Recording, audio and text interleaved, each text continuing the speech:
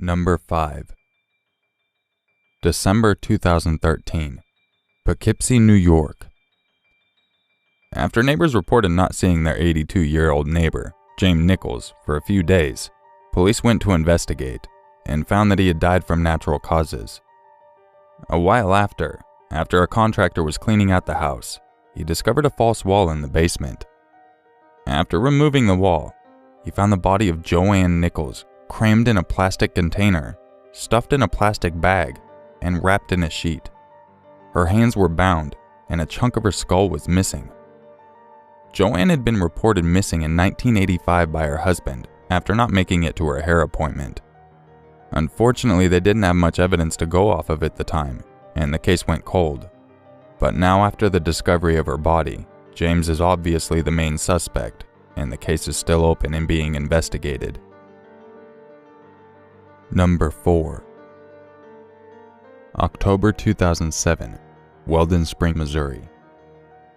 Brian and Susan Tross spent nearly $500,000 on a house overlooking the Whitmore Country Club. Not long after, they started noticing spiders everywhere. They would have thousands of venomous brown recluse spiders climbing out of their walls and around their house, and falling out of their ceiling, and would even have to dodge the spiders while they were showering. In 2008, they filed a lawsuit against the previous owners, and were awarded just over the price they paid for the home, although they were never paid. One of the top brown recluse experts went on to say during the trial in 2011 that he believed that there were between 4,500 and 6,000 venomous spiders infesting their home. And that was an estimate made during the winter, when the spiders are the least active. Sadly, the Tross were forced to file bankruptcy and moved out of the house a couple years later. Number 3. June 2015, Midwest City, Oklahoma.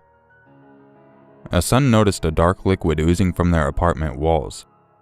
After informing his father, Thomas, of the liquid, Thomas tried to clean it up with a sponge, only to have more of this unknown liquid seep back down. At that point, Thomas reported it to the police, and upon further investigation, it was found to be blood that was soaking through the walls from another apartment where a neighbor's body was found. It is suspected that the cause of death was due to a fall and hitting his head, which then left him in a puddle of blood, which seeped through the floors, into the walls, and into the other apartments. Number 2. September 2009, Rexburg, Idaho. After finding the home of their dreams, for well under market value, Ben and Amber Sessions both thought that they had made off with the better end of the bargain, and were ready to start their lives together. Unfortunately, they started hearing this creepy scraping sounds from inside the walls, and then their water started to taste horrible. Only 3 months after moving into their dream home, the Sessions were forced to vacate their home due to snakes taking over their dwelling. It turns out that the house was built on a den of garter snakes, and they would make their way up into the walls and through any hole they could get in. There was a point where Ben killed 40 snakes in one day. Unfortunately, the couple hadn't noticed on the paperwork that it did mention that there were snake problems, so they were unable to file a lawsuit. Number 1. 2012, Auburn, Pennsylvania. A family buys a home, and about a year after moving in, they wanted to re-insulate it. To their horror, after removing the walls, they found animal carcasses had been inserted into the house. The animals were wrapped in old newspapers from the early 1900s, and appeared to also be with spices and other objects.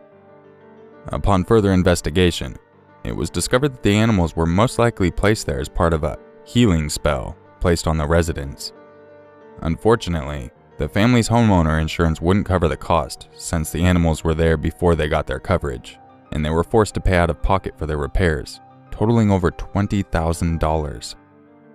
At one point they had to stop working on it because they had no more money, so they started a GoFundMe. And I really hope that helped take care of the rest of their problem. Not like that would make it any less creepy to live in now. So I hope this video was a little different, and you found it interesting. And if you'd like to read more about any of the stories that I discussed, Make sure you check out the description for links to all the articles. I hope everyone's having a happy Halloween, if you're actually watching this on Halloween. And don't worry if you're looking for stories. Those are going to be up a little bit later. I plan on having a few videos out today. Make sure you're subscribed so you can catch the videos that'll be out later today.